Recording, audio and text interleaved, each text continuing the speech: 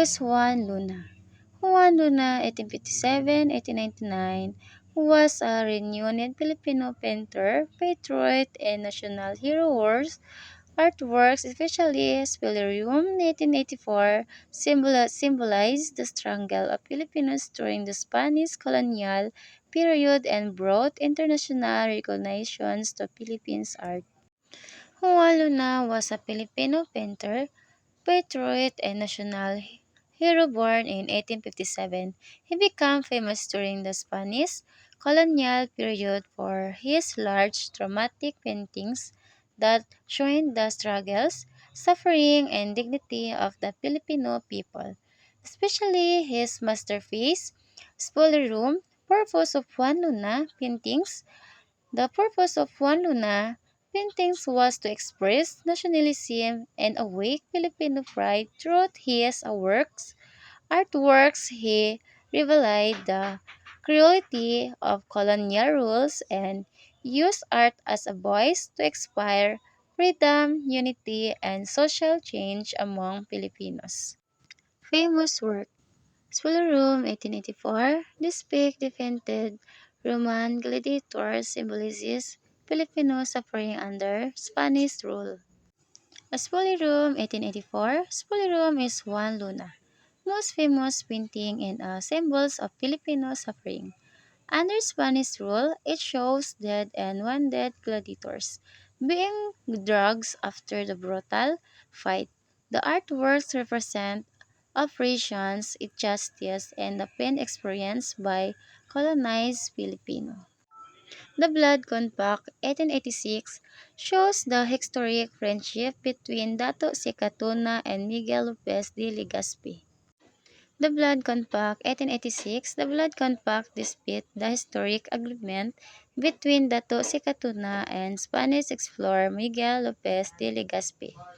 The painting symbolizes friendship and unity between Filipinos and Spaniards. It highlights diplomacy and peaceful relations during early Philippines history. The next is The Death of Cleopatra, 1881. Portrays the tragic final moment of Cleopatra. The Death of Cleopatra, 1881. The Death of Cleopatra showed the final moments of the Egyptian queen after her tragic death.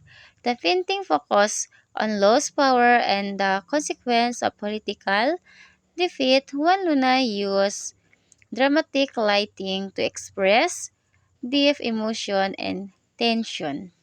España, Philippines, 1884 symbolized the relationship between Spain and the Philippines. España, Philippines, 1884, España, Philippines portrays Spain guiding the Philippines toward progress and civilization. It reflects the colonial idea of Spain as a mother country.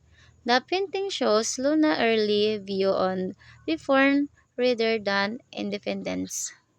Las Damas Romanas, 1882, illustrates Roman human and domestic scenes. Las Damas Romanas, 1882, Las Damas Romanas illustrate elegant Roman human in a social gathering. The artwork highlights beauty, culture, and daily life during ancient times. It also shows Juan Luna's skills in realism and classical themes. The Parisian Life, 1892, captures Parisian society and elegance. The Parisian Life, 1892. The Parisian Life presents a relaxed scene of people enjoying life in a cave in Paris. It reflects modern life, freedom, and leisure during Luna's time in Europe. The paintings also show his mastery of light and casual realism.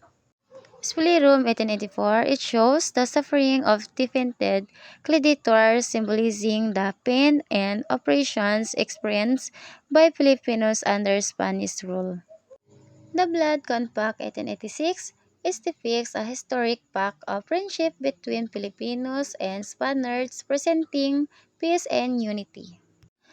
The Death of Cleopatra 1881. It portrays the tragic final moment of Queen Cleopatra emphasizing loss, power, and defeat. España, Pilipinas 1884.